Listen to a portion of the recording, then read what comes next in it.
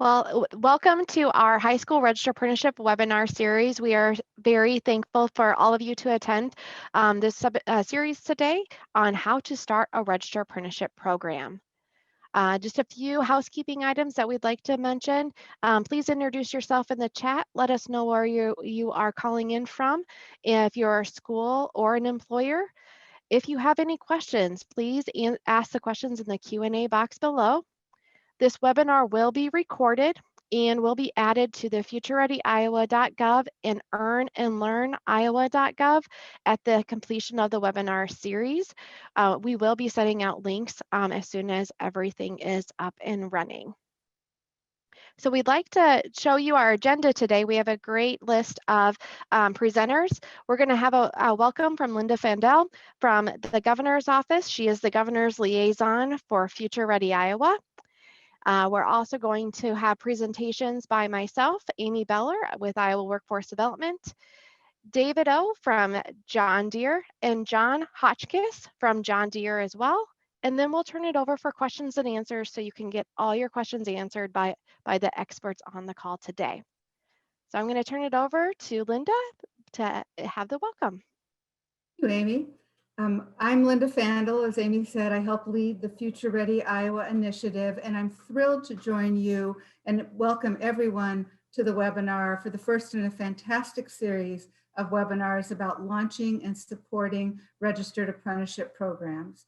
All of us want more students to have access to this extraordinary opportunity to earn and learn, starting with Governor Kim Reynolds, who has made work-based learning a priority. So I appreciate your leadership, Amy, and the leadership of David Ottavianelli and James Hotchkiss from John Deere, as well as the Iowans who signed up to participate in today's webinar. Success really depends on everyone doing this work together.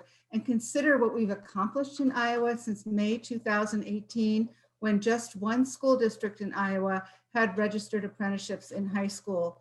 Today, Iowa has 30 high schools and 22 school districts with about 100 juniors and seniors participating in registered apprenticeship programs. Another dozen or so high schools are in the queue to start soon.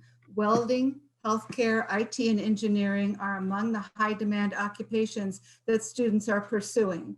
You know, this is all happening because employers who drive registered apprenticeship programs recognize the need to develop a robust talent pipeline earlier, and educators recognize the need to find more ways for students to explore and prepare for careers.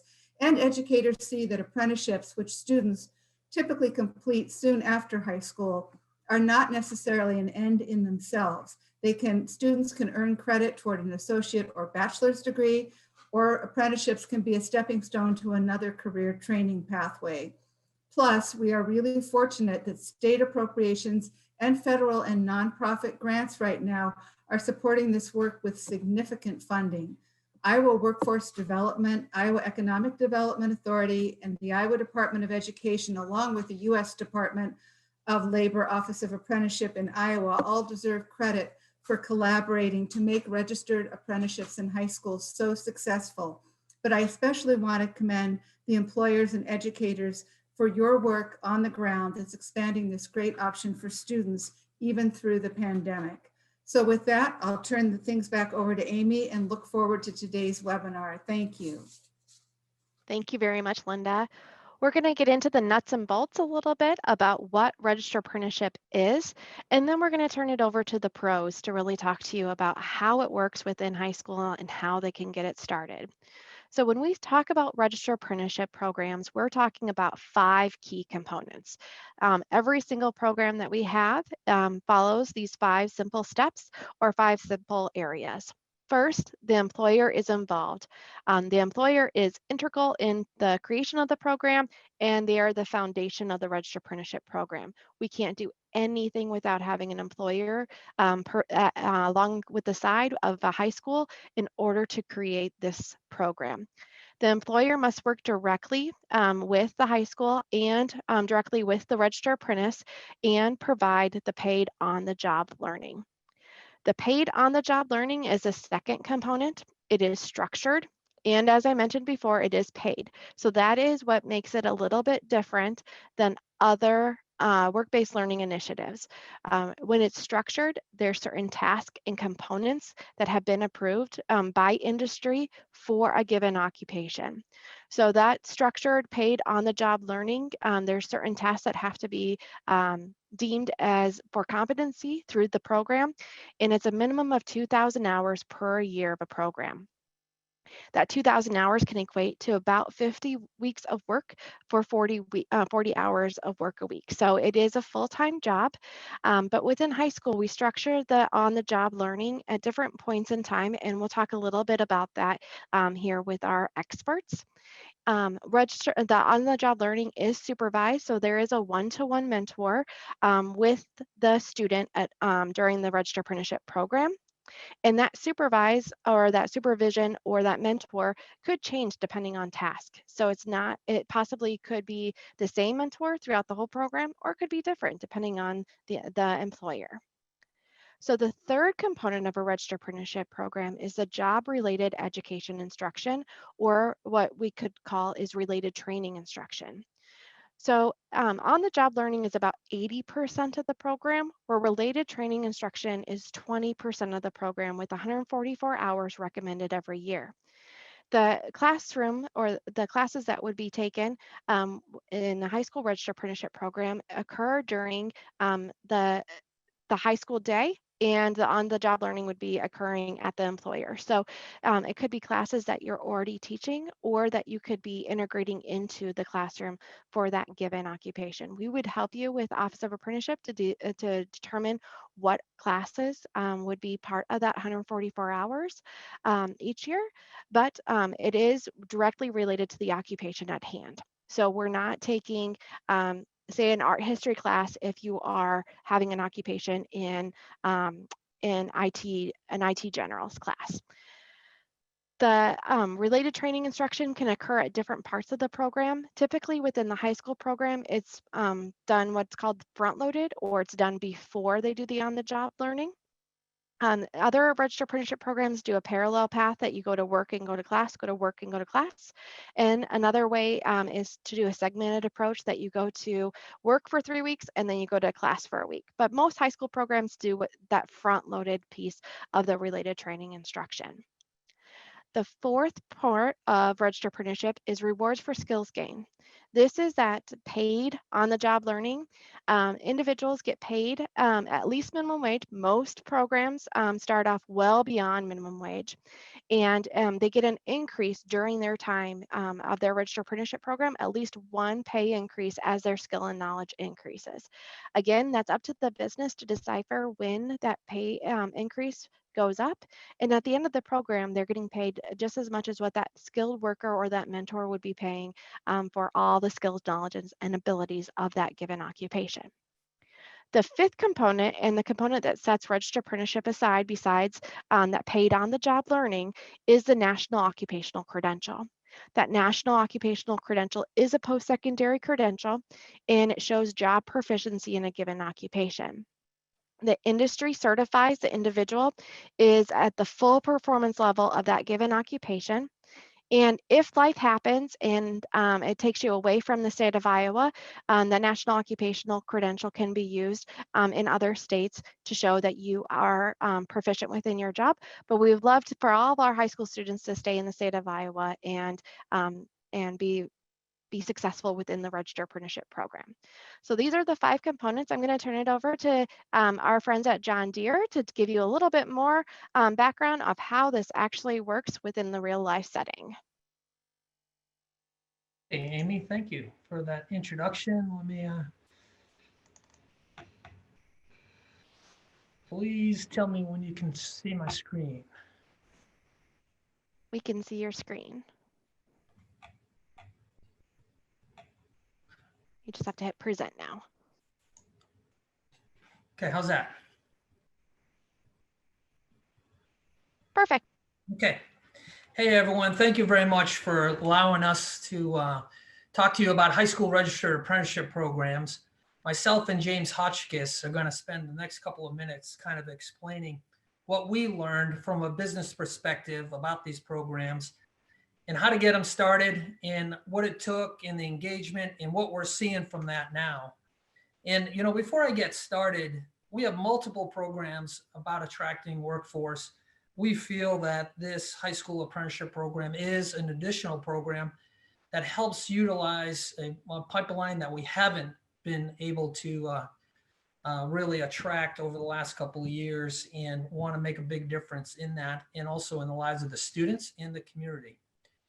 So just remember a couple of things when I'm going through. We're going to share a lot of information with you. But here are a couple of key points that I want you to remember before I get started. One, you don't have to create this yourself. You can leverage a ton of best practices that are already in place, playbooks. The state of Iowa, the governor's office, the STEM Council have done an excellent job of documenting everything that I'm going to talk to you about. Two, we have an excellent advocate from the Department of Labor. Her name is Greer Sisson, and she's going to do anything to help you get started. And I mean anything. An excellent advocate there for helping us. And third thing to remember before I get started is start small, but take action, right? Those are the key things that I want you to go through this as we're looking for this. And when we talk through this, because you can do it is the point, and it's easy to get started.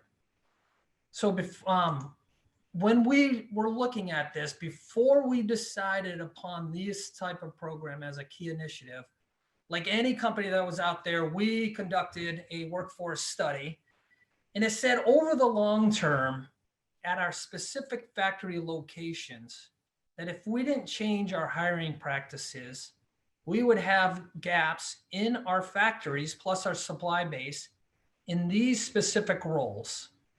And you can see them here listed, but mainly welders, technicians, machinists, and folks into those manufacturing types of roles. So that led to two main action items. Number one being, how do we increase the student candidate pipeline? And number two, how do we increase folks transition out of the military back to the state, or attract military members to come to the state would be a key element of that. So really what we saw with that increased student candidate pipeline was, how do we get that local talent that's already here, and how do we get them into get the credentials to come into the workforce? So this top action item, really establishing this relationship early. And James is going to show you some examples of this, where we're talking to students as low as kindergarten and second grade, and really through the younger years, to make sure that they are aware and their parents are aware of these different opportunities. Showing that success, a vision of success, and what it looks like through milestones. And also establishing those key partnerships with the three main stakeholders that are involved in this: high schools, community colleges, and local businesses, just like Amy talked about. And at the end of the day, looking at all options and considering all options for students. And this is a pathway, a K through 12 pathway that was set up by the Business Education Alliance, which is part of the Iowa Business Council. And you can see here in this pathway, what we're talking about is the in-depth work-based learning as part of that process in pathway, for students to learn about what they want to do as they make decisions to what career path they're going to take in moving forward. And that career path can lead to a certificate, a 2-year degree, or a 4-year degree, depending upon what the student's passionate about and what they want to get involved in. So I'm going to hand it off to James Hotchkiss. James is on our community outreach team at our Davenport Works facility, and does a number of different activities with the schools, and also helps facilitate the program within our factory. James? Thank you, David. So as David started off with, he talked about the workforce study John Deere did, and I hope everybody on here today realizes that study wasn't really necessary. We should have all been seeing this for quite a while. We don't have students going into manufacturing. We've been pushing college ready for a long time. We need to stop pushing that college ready, and we need to start going career ready, whatever that career happens to be. And with that career ready, that's where my outreach program started. And some of these pictures, so as you're looking at the screen in our top left, that's a picture from where we bring the students into our shops. And we just show them everything the shop has to offer. They get a tour, they get multiple events, multiple tables to go through. This particular one is a very talented welder over at our Harvester Works. He's showing some students a virtual reality welder. It's a great tool we bring to a lot of to a lot of schools, a lot of events. And if you go over to the middle one, you'll see a young lady. She kind of hunched over. She is dealing with a first grader. And you would think, why would you want to go all the way down to first grade? That goes back to that career ready. We need to start very young with students and let them see all the different types of jobs and careers they could have, whether it's a college education or a hands-on manufacturing career. But not only do we do events at the buildings or go to schools, the one on the far right just happens to be myself. A couple years ago, we are at a big community event opened up to all the high schools in the area, whoever wanted to come. Many different manufacturing, many different companies. And again, we're using our virtual reality welder just to spark some interest. If you look close enough, you can see the parent in the background holding a sheet. We flat hand them. This is the kind of money you can make. It comes right out of our contract. As John Deere in our area is a United Way, United Auto Workers union. We took the papers right out of our contract, showed them this is what kind of money they make, this is the kind of benefits. Then the bottom three pictures, again, just start on the left. That is literally me standing in front of kindergartners talking about different career. And when we're talking to them, we aren't just talking about manufacturing, we talk about all different careers because we want them to understand it's all combined together. We don't want them to be confused that they have to go to college or they have to go to manufacturing. And then we're going to skip to the far right bottom picture. That is one where we team up with many other people. So this is actually our dealer technicians. That's another field that a lot of people don't realize we are hurting for in this industry. We need to have people that can go out to the field and fix the products, whether it's a Deere product out in the field or another company's product. There's not people going into this field. So it's a huge area that students can learn and go into. Okay, David, next slide, please. Hey, James, real quick, how did this change with COVID? What are you doing now? Well, we are struggling, but now we're doing a lot of virtual reality. So we have to get online and do it much like we're doing today's things.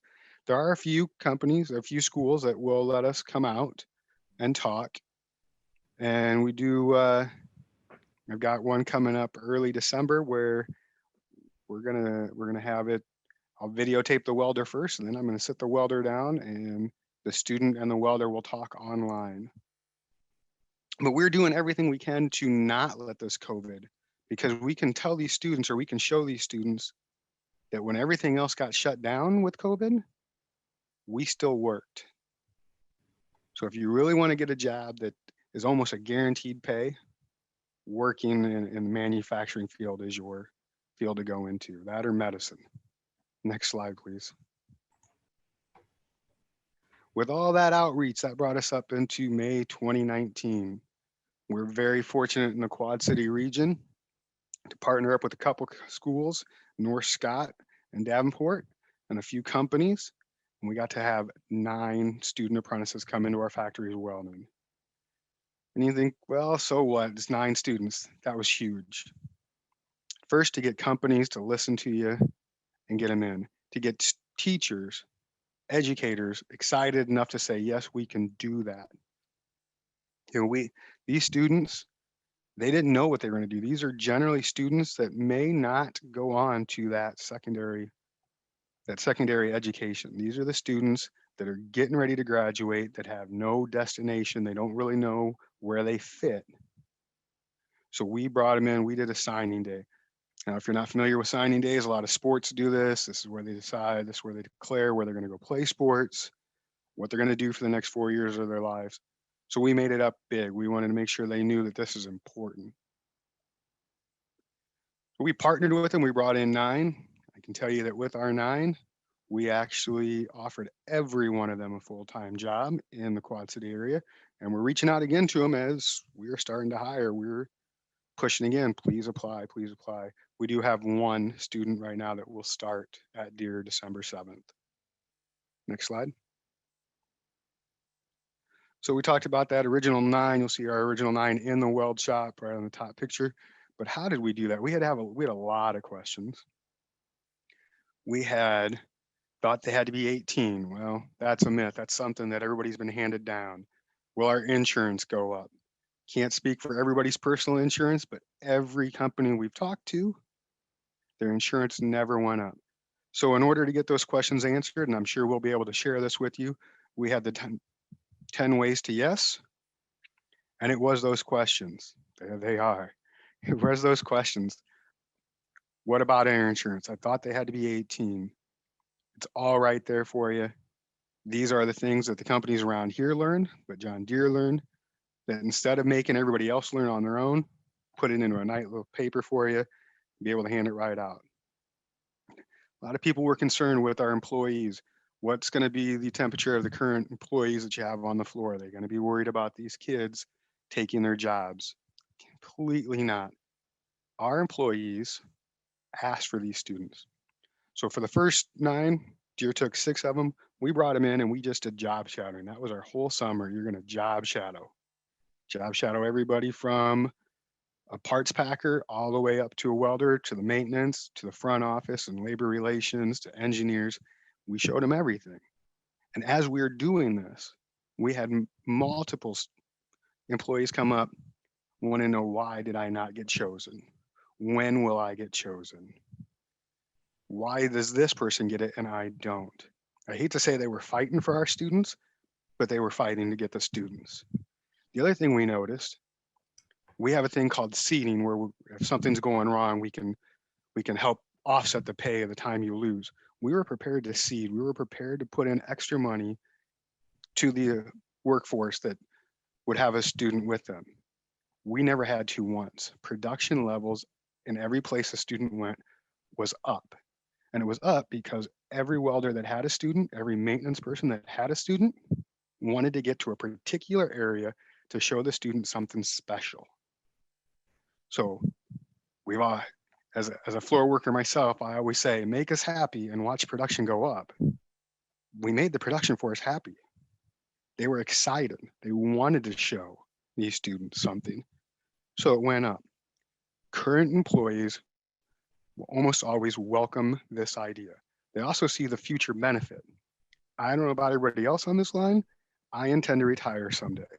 And in order for me to retire someday, I got to know that somebody else is coming up behind me. I can't retire and collect my benefits if somebody's not there to replace me. So our current employees can see that added value. They also see the need for something that's close to my own home, because I always wonder if my son will do this. We want to make sure there's jobs out there for our kids, grandkids someday, our friends' kids. So if we don't expose this industry now and keep these jobs out there and keep these jobs going and ensure that the next generation has something, there might not be a job for my son. There might not be a job for my daughter if this is the field she wants to go into. Now the students, how do the students react? The students react great. They want to learn more. They want to do more. You know, with COVID going on right now, some of our apprentices haven't gotten to do the job shadowing yet. I don't know if I get asked at least once a week. It seems like 100 times a week. When do I get to go learn how to do this? And I have to tell them, well, it's COVID. We got to slow down a little bit, guys. They want to learn. They want to do more. We have found that all of our welders we've gotten, the first group to our current group, their overall skills are strong. There's only a little bit they have to learn. They need to learn that real life, because I think we should all realize and recognize and be honest with ourselves. Teaching it in a book is one thing. Doing it by hand is another. And when you mix the two together, you get a great employee, you get a great person. That's the only thing we have to do, is we're just showing them the actual hands-on. The behavioral competency and development, that's the other thing. These students are learning so much. First, they learn be at work on time. And what's it mean to be on time? Showing up at 7 o'clock because that's the start of your shift? That's not on time for us. Showing up and ready to work, be fully suited at 7 o'clock. That's what they're learning. They're learning that behavioral. They're actually learning if they need to be there at 7 o'clock. If they're not at least 15 minutes early, they'll tell you they're late. I like to always tell this story of last year's students. I had a kid that called me. He said, James, I'm really sorry. I'm running late. I'm going to be a few minutes late. He called me at about 6:15 for a 7 a.m. start. So, well, what time do you think you're going to be here? He said, well, I'll probably make it by 6:30, 6:40 at the latest. I said, dude, relax, slow down. Don't get hurt getting to work and not being 20 minutes early.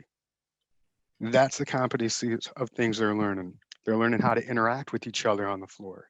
They're learning how to interact with different minorities, female, race, whatever it happens to be. They're learning how to react. They're learning how to depend on each other. They're learning how to talk with other people. You know, it's highly important for our new hires to come in and be able to talk to an engineer and know that they're being heard. Right now, when we bring somebody in that doesn't go through this program, you don't always know if they can talk to an engineer or if they can accept the criticism back from an engineer. These students are learning how to do that. And when all that's done and said with, every one of them will be ready to enter the workforce. I personally hope we get to hire every one of the students we had last year, and I'm looking forward to getting to work more with the students we have this year. You have the two pictures. The top one, that's the original 9, as I like to call them. The bottom one, the COVID mass, that's our current 12. These students, every student, I have yet to meet an apprentice yet that's not grateful for the opportunity, a company that's not ecstatic to be part of it. They just want to learn. We just have to get them career ready. David, I hope that's everything I wanted to cover. I'm sure I'll think of something later. Yeah, we'll stick around, please, for questions. James, thank you very much. Here's those lists of questions that James talked about that we'll include in this presentation and share with you. So way we started, I'd like to go back here real quick. Before this signing day, we had partnered up with Davenport North Scott School District, and James and the team had done a great work on that. We benchmarked Pella. We went to that facility there, saw the program. And I think we decided, James, correct me if I'm wrong, about April, we said, all right, we're going to do it. We're going to start this year, and we're going to have a signing day in about a month. And then it led to those first 9 students in 2019 starting. Yeah, I do think you're wrong. I don't think you gave me a month. No, I don't think I did either. So I'm working on that, James. So where are we at, right? So from a business perspective, we started that pilot program in the Quad Cities here, 9 total welders, 6 of them were at Deere with Davenport and North Scott schools. So in 2020, even though COVID was going on, we were able to expand that through a lot of hard work. So we have 19 total at Deere.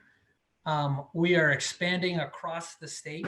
We've added in the Quad Cities, Rock Island High School for welding, and Moline School District for CNC machining, and then added Dubuque for welding, and Waterloo School District for CNC machining, and Green School District at our Peyton facility for welding.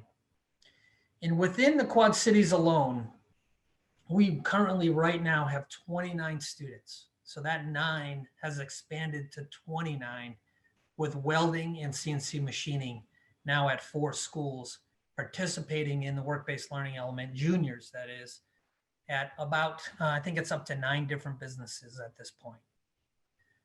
So just think about that, the momentum of this program, the word of mouth, the students going back, talking to each other, talking to the students, the businesses talking, we've gained that much momentum. And we see this continue to go as we move forward. Beyond this, in 2020, we're looking at, welding about 26 to 30 per year at those facilities. Remember that diagram that I showed you, CNC machining. We also want to start a quality pre-apprentice program on advanced manufacturing. Slightly different target, but really looking at the seniors coming out and giving them the credentials, or at least a certificate to enter manufacturing. And we feel that this can add about 108 students into the workforce.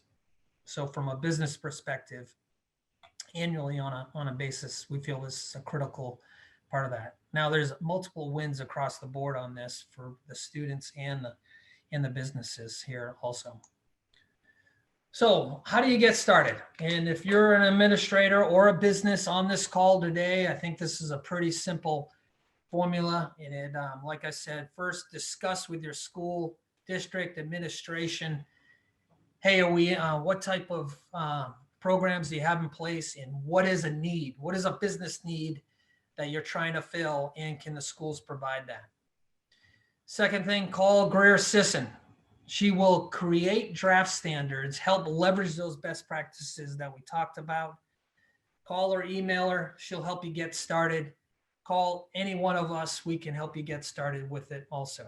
And then it becomes really that cadence of meet with the key stakeholders, the high school, the businesses, and the community college. Do that backwards planning from that work-based learning start date. So that typically is what we have is juniors completing their junior year will start phase 1 of their work-based learning on approximately 1 June, or when they complete school in the May time period. And then that leads into that next year. Leverage the best practices that we talked about from other schools. Like Linda mentioned, over 30 schools have set this up already. And start small, give it a try. You'll learn a lot like we did. All you need is one student and one business to get this started. And then you can expand it from there. The administration to get this going, the standards, they're all out there. It's just a copy and paste and make sure it meets your standards, and you can get started rather easily. And like Amy talked about, there's a ton of funding that's out there to help schools get going on this, and it continues to grow. So before we open it up for questions, I'd just like to show you here, Bill Gates has done a lot of work on this, and he has a video here that's in this presentation that gets in a high school apprenticeship program in Tennessee. And really, it highlighted 2 things for me that we see today. One, it's just so much easier to foster that local talent, is a lot more efficient to meeting those local needs that we talked about. And the schools can provide that conduit of potential candidates that may be able to fit these roles. And there's a lot of intelligent, hardworking students that are looking for someone to believe in them. And this is a great opportunity to do it. It's been amazing to see their development and to see their engagement in this. And like James said, we see a win-win for the engagement of our employees also. So Amy, I'm going to hand it back to you. Perfect. Well, we have some great examples from John Deere on how this program can start off small, but then move to numerous school systems, numerous different locations to help out a business needs. So what questions do we have coming through the chat? Any questions, Greg? We have not had any questions as of yet. So Perfect. Well, Amy, could I raise a question while we're waiting for questions? of course. Could we talk a little about sponsorship and who can be a sponsor, and the importance of high schools and school districts stepping up to do that so employers don't have the burden of the paperwork? Yeah. So I'll start off, and then Greer Sisson is connected with us too, that she can chime in if I miss something. But with Registered Apprenticeship, the sponsor can be a business themselves. So they can create the program, conduct the RTI with either a local community college, a local correspondence-based program, an online program, or high schools can actually start the program, create the program, really work with the businesses to figure out exactly what their needs are in order to create the program with a great audience in mind with grabbing for apprentices. And that's where high school registered apprenticeship really is a great nugget for Iowa, is that the high schools can help to create the program, to get the program registered, create and produce the related training instruction, that classroom component, and then the employers can focus on what they do best, is training and having those apprentices be their employees. So they don't have to take the the administration on, as what the high schools could do, because the high school actually understands administration. They understand the classroom component because that's what they are masters in. Yeah, Amy, just to confirm all the programs we talked about, the high schools were the sponsors and we're a participant providing the work-based learning elements of the program as a business.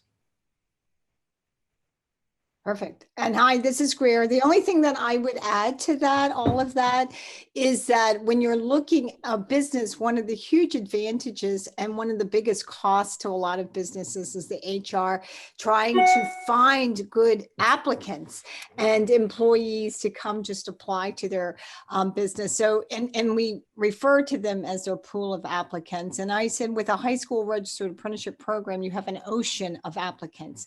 It's not ever going to end. I hope not. And you would always have there's always students there to dip into that ocean to be able to get your workforce, whether you're projecting way down the road or you need someone right now, or you need someone in 2 years from now, you need to get training for them. The high school registered apprenticeship or the high school is providing that ocean of applicants is a huge benefit for employers, a huge benefit for their HR department. And it's not restrictive to, well, if I get into this, I'm going to, what if I want to hire someone who's 22? You can do that. You could actually have a registered apprenticeship program on your own. John Deere has registered apprenticeship programs and they participate in high school registered apprenticeship programs. So they have all bases covered.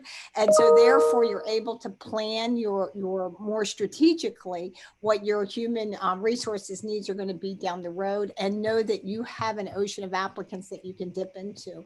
And as Amy had said, and I'll just say again very quickly, is that the high school is acting as the administrator of the registered apprenticeship program.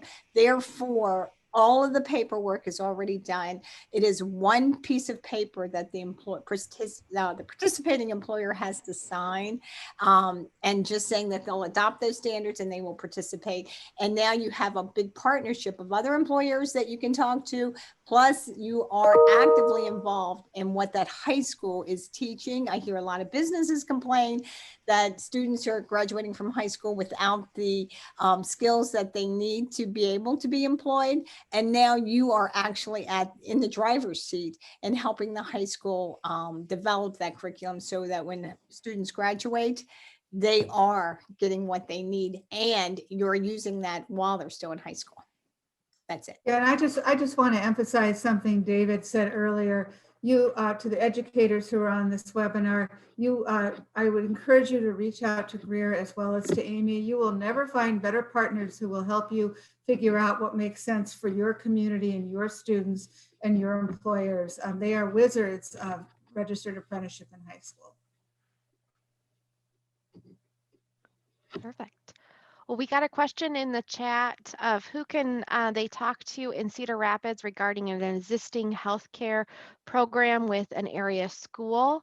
I'm going to ask a question back to see if I'm in the right mindset. Lori, are you with the school and you're wanting to know what business, or are you with a business and want to connect with the school? Because we do have, if you're a school and want to connect to businesses, we do have business marketing specialists within our Iowa Works offices that connect you with local businesses that are either interested in an apprenticeship or have registered apprenticeship programs. But if you're a business that want to connect with a high school, we can certainly do that as well. So you're an employer who want to connect with schools. Perfect. What I will do, Lori, is I'll contact you after the webinar and get some information, and we'll get you connected. Okay, we have Greene County coming in. Greene County High School was welding as an apprenticeship program. I have a student interested in the electrician RA program. Here in Jefferson, can the student go to a business to start the process, since this is not a registered program within our school? So we have RA career planners within our Iowa Workforce Development Agency that works with all the RA sponsors to talk to them about what is required within their apprenticeship program and refer qualified candidates. We can assist that individual, or the individual can go directly to the RA sponsor and talk to them about their program as well. It just all depends on how that student feels comfortable. We would love to help because there are some business incentives that business can utilize underneath the federal investments that we have received, that we would love to educate the employers at the same time as referring that job seeker. So Amy, can I add to that? yeah. On the county, you can also, the program doesn't have to be registered with the high school. You can do two things on that as well. You can start a quality pre-apprenticeship program with that registered apprenticeship sponsor and offer those classes. Or you could just work directly with the sponsor who, if they're registered, in both cases, whether there's a quality pre-apprenticeship program or you're working with the sponsor directly and helping and assisting them, they can award credit. So either way, that's not all of that time served. I mean, we want to work, we want to get the schools registered, we want to get the employers registered, but most of all, we want to get Iowan skilled certifications. And so if you want to partner with that school who already has a registered apprenticeship program, and you do not want to start a quality pre-apprenticeship program, which is extremely easy and simple, you can still work with them and they can still take that time served or classes that they've taken and look and compare that to their current RTI to see if there's credit that needs to be granted.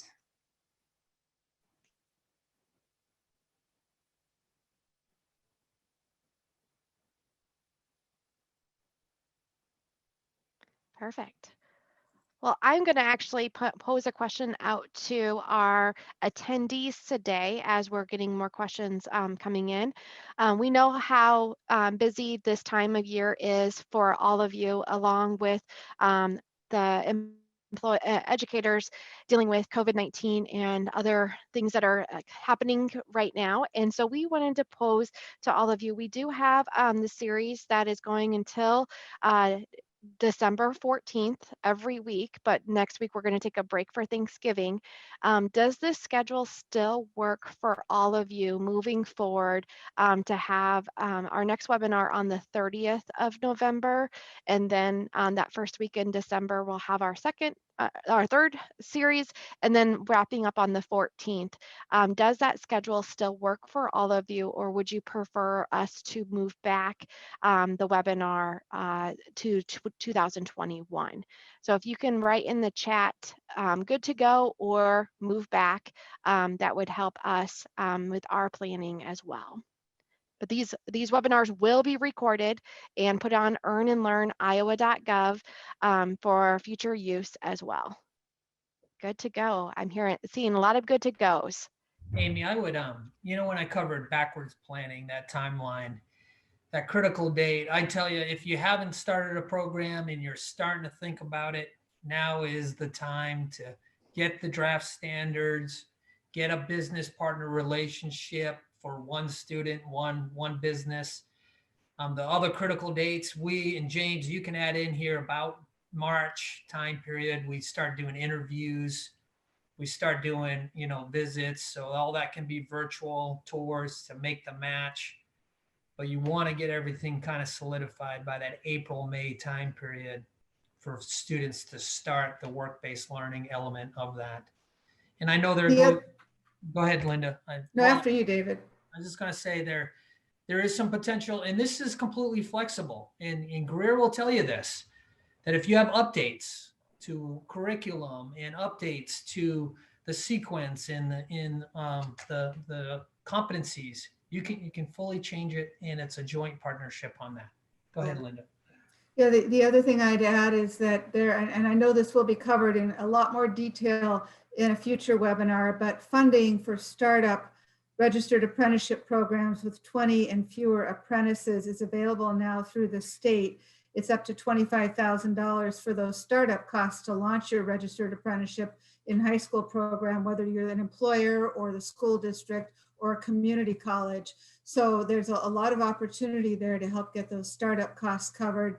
And then we're really fortunate to have some federal grants as well as nonprofit funding through the Urban Institute that is helping us right now. So there is significant funding out there, and it's worth becoming familiar with all of that. That's a really great segue, Linda, that our next webinar series is going to be on November 30th. It's a Monday from 12 to 1. And we will be talking about federal funding, and we will have individuals from Iowa Economic Development Authority, Iowa Workforce Development, and the Urban Institute along to talk about all the funding opportunities and how you can bridge and braid funds together in order to create your registered apprenticeship program to make sure that there's little to no cost to the RA, to the sponsor. Amy, to Teresa's question, is it something, that great sheet you put together about all the existing funding opportunities, I think as of October 30th, is that something we could share out after the webinar so folks could look at that before the next webinar, so they will undoubtedly have questions about some of it, and that might be helpful to have in advance? Yes, so we will be sending out the webinar, this webinar, a recorded version of it to all the attendees along with the individuals who registered. And along with that, we will have a link on the funding opportunities for high school registered apprenticeship programs. And that link will have multiple programs that you can take a look at and actually look at different links to the specific programs that we'll be covering in our next webinar series. So there are, when I say millions, and I really do, millions of dollars out there for registered apprenticeship programs in the state of Iowa. We're one of the best states in the country to give funding to our registered apprenticeship sponsors throughout the year. So we are really excited to share additional information to all of you on the 30th of November regarding funding.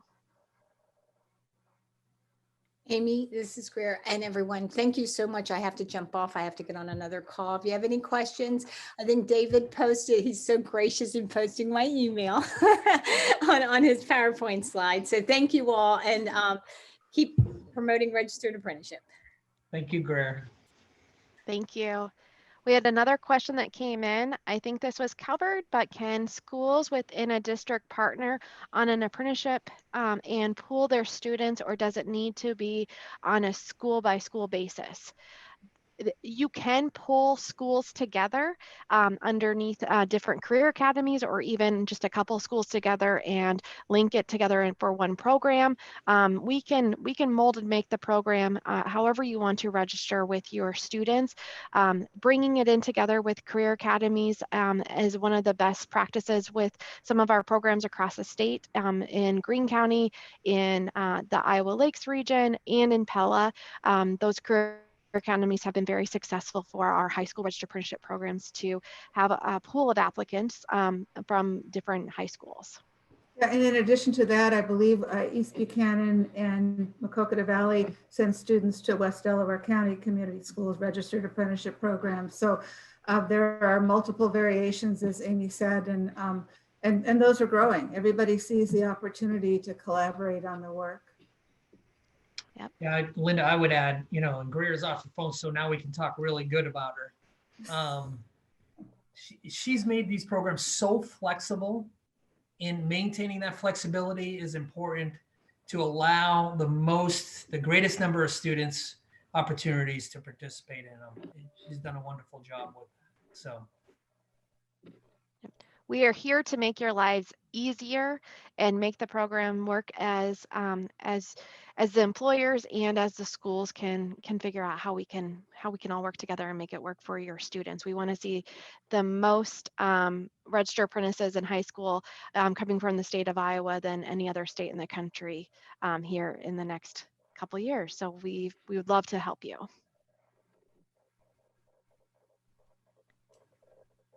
So if we don't have any, I'm just going to keep it open for just a few more minutes to see if there's any other questions. But if you do have questions that come in, you can certainly reach out to the webinar link that you sent, or the email that you sent in to get to the webinar link. You can also go on to earnandlearniowa.gov. There is a contact form for questions that will go directly to me, and I can get it out to the panelists that we had today, or even Greer Sisson with the U.S. Department of Labor to help us out with some of the questions as well. But we have great resources available. We are here to help, and we really, really want to see at least one school district in every county or every school district, isn't it, Linda, having a high school registered apprenticeship program? Yes, we would love to see that, because, you know, the opportunity is enormous. And when you talk to students who are in registered apprenticeship programs or have recently completed them, they talk about it in transformational terms. You know, they really have a path in life that's given them confidence and a skill set, and really made them want to stay in Iowa and in their communities, because they were able to see opportunities they just didn't know about before. So it's an amazing thing, the way it creates more opportunity for employers, but also for students in high schools. Well, Linda, Linda said it best. What we covered here today was on welding, CNC machining, but we're also starting with Davenport School District and other school districts, IT.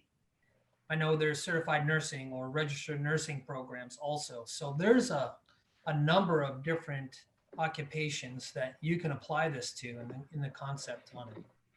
Yes, there's over 1,400 occupations that are permissible within the state of Iowa that we can help.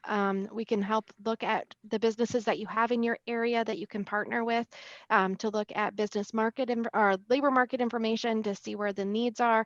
The list goes on the resources that can be of assistance to you to create your programs. We had one last question that came in. My student is a graduating senior. Is it too late for him to be a registered apprentice? It is never too late to become a registered apprentice. It can be individuals that are going through high school programs. It could be individuals that are doing career changes, all the way up to if you just want a second career and going in and learning something. Registered apprenticeship is the right path for you.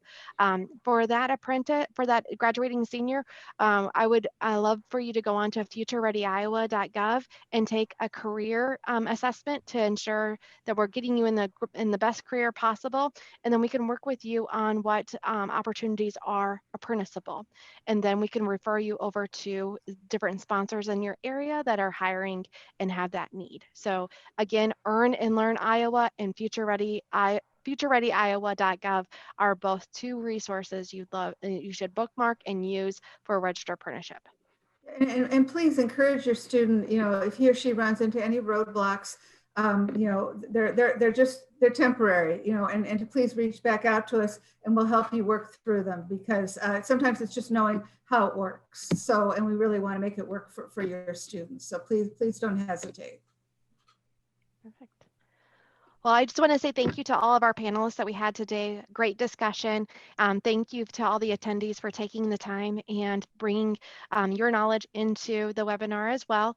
We look forward to having you join in our future webinars on November 30th as our next one on funding, and we'll be sending out an email to all the attendees today, or actually tomorrow or Wednesday, with the recording along with resources for our next webinar series. So thank you so much for joining us.